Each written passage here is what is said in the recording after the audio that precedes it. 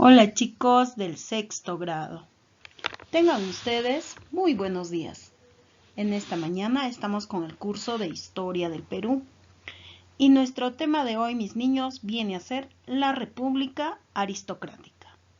Te voy a pedir que prestes atención a la clase. Vas a tener tiempo para poder copiar, pero primero escucha. Vamos a dar inicio, chicos. Gobierno de Guillermo Billingur. Chicos, antes de tocar el gobierno de Billingur, vamos a hablar sobre la República Aristocrática. Hace 2-3 clases atrás se había dado. Se les va a recordar un poco sobre ese tema para llegar al gobierno de Billingur. Chicos, en cuanto al aspecto social de la República Aristocrática, esta República Aristocrática se da en el año 1899 hasta el año 1919. En el aspecto social, el partido político más importante en ese periodo es el civil. La República Aristocrática también fue llamada o es conocida como el segundo civilismo, ya que la gran mayoría de presidentes que habían estado dentro de esta República Aristocrática eran civiles. La gran mayoría se dice, por no decir todos. La oligarquía civilista tuvo el control del Estado peruano. Los oligarcas, la persona pudiente, la persona adinerada, tenía el control del Estado peruano. Eso sería en cuanto al aspecto social. Ahora, al aspecto económico. En lo económico se llegó a la extracción del petróleo en Piura. También se da la agroexportación. De nuestros recursos, de nuestra materia prima, llegaron a ser exportados y vendidos a otros países. También se dio, chicos, la venta de nuestro azúcar. Para ello, los grandes hacendados, los dueños de estos terrenos, eran los oligarcas, los que tenían el control de las plantas azucareras, de las algodoneras, las haciendas, los oligarcas. También se dio la minería, donde se podía extraer cobre. Y también la ganadería. En esta ganadería se da en nuestra sierra, en las profundidades de la sierra. Los que tenían el control de la ganadería eran los gamonales, los dueños, las personas pudientes que tenían a su control a los campesinos, a la gente indígena, haciéndoles trabajar estos grandes lugares de ganadería. Eran los gamonales. En el aspecto social, chicos. En este aspecto social, solo los beneficiados eran los oligarcas, las personas pudientes. Estos oligarcas civiles, aristocráticos, eran las personas que al menos se podían beneficiar del Estado peruano. Mientras que a la clase media o a la clase de los sectores populares se les marginaba. La mayoría eran campesinos indígenas que eran explotados.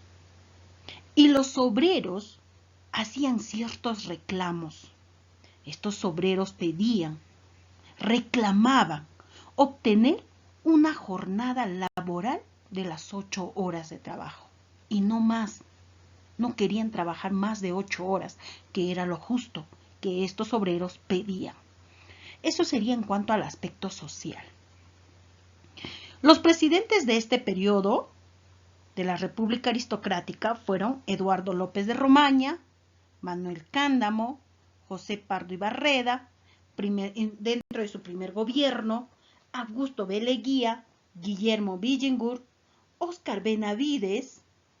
Fue el único militar, es por eso que no se habla en su totalidad de civiles, sino, pero sí fue, la gran mayoría fue civiles. El único militar fue Óscar Benavides. José Pardo y Barreda en cuanto a su segundo gobierno. El gobierno de Eduardo López de Romaña, chicos, se llegó a tal vez a unir o tener alianza el Partido Civil y el Partido Demócrata. El Partido Demócrata fue fundado por Nicolás de Piérola. Eso vendría a ser el gobierno de Eduardo López de Romaña. El gobierno de Manuel Cándamo duró cortísimo tiempo porque una vez obtenido el poder, él tenía una enfermedad cuya enfermedad se llegó a agudizar con los días, al punto de que fallece a pocos meses de haber asumido el poder. También se da el primer gobierno de José Pardo y Barreda. Él se había encargado netamente a impulsar la educación pública en su gobierno de Pardo y Barreda. En cuanto al gobierno de Augusto Beleguía, es marcadito este gobierno porque en el año de 1911 se da el descubrimiento de Machu Picchu por la llegada de los extranjeros estudiantes que habían venido al Perú a realizar cierta expedición de estudio. Y entonces descubren Machu Picchu. Eso vendría a ser los presidentes que ya se había tocado en la clase anterior. Ahora vamos a hablar sobre el gobierno de Guillermo Billingut. Su gobierno de Guillermo Billingut se da en 1912 hasta 1914. Para las elecciones de 1912, el Partido Civil presentó la candidatura de Antero Aspillaga. A comienzos del mes de mayo se inicia la propaganda del exalcalde de Lima, Guillermo Billingut, que fue del Partido Demócrata, donde tuvo una buena acogida al punto de que él llega a asumir el poder y le quita tal vez el lugar a Aspillaga, porque Aspillaga estaba también postulando para esos años para el gobierno. Pero Billingut era alcalde. Llegado el momento, era exalcalde de Lima, Guillermo Billingut. Guillermo Billingut hace su manifestación o hace sus propuestas en la Alameda de los Descalzos. Y él entra con esta frase: pan descomunal de 5 centavos de Billingut y pan pequeñito de 20 centavos de Aspillaga. Esta frase hizo que el pueblo se inclinara para Billingut. ¿Qué significa pan descomunal de 5 centavos de Billingut y pan pequeñito de 20 centavos de Aspillaga? ¿No? Se ponen a pensar qué significa o cómo lo entienden ustedes. Vamos a hablar más adelante sobre esta frase, cómo se puede entender estas palabras de Billingut. De esta forma se originó la denominación cariñosa. A raíz de esta frase le dan una denominación muy cariñosa, pan grande. Esta frase llevó a tener este nombre cariñoso de pan grande a su futuro gobierno de Billingut. También su lema, con que él hacía tal vez sus declaraciones, él podía hacer sus propuestas de candidato, el lema que él utilizaba era un gobierno para el pueblo, por el pueblo y con el pueblo. Este era el lema que llevó tal vez a que lo tuviera el gobierno. Se dieron una serie de medidas a favor de las clases populares, sobre todo en los obreros. Como que él se había inclinado un poco más para la gente humilde. Había fracturado ese nombre de aristócrata, de gente pudiente que solamente se le daba beneficio a las personas de solvencia económica. Aspillaga como que había fracturado esa idea y empezó a darle prioridad o a escuchar al pueblo. Obras y hechos durante su gobierno de Billingut.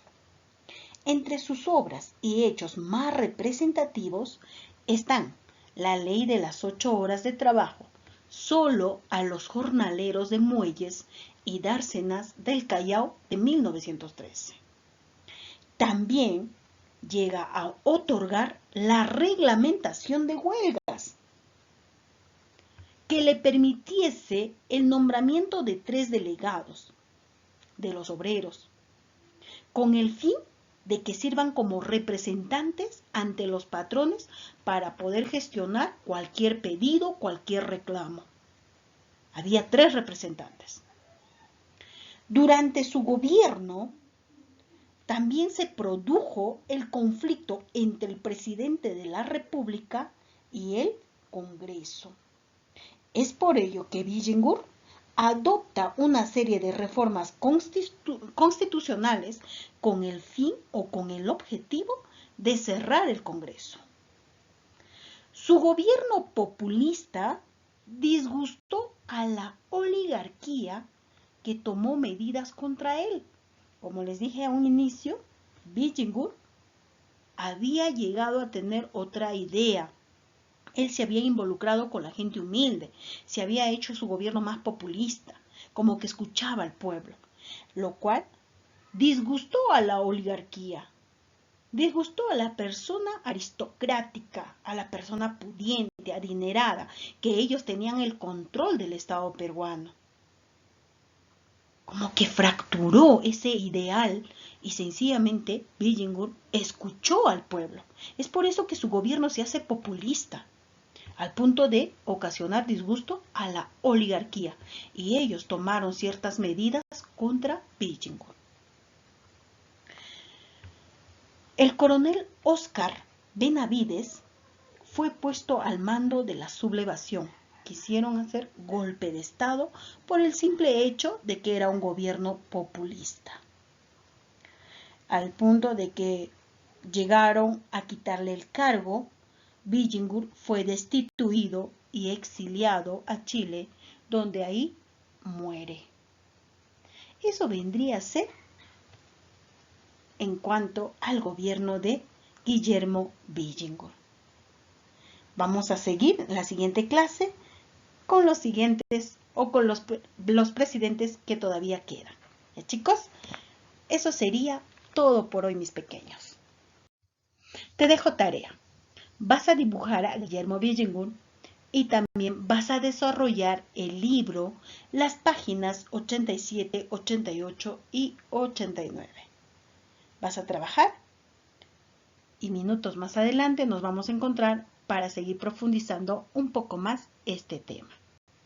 Les espero, chicos. Chao. Chao, pequeños.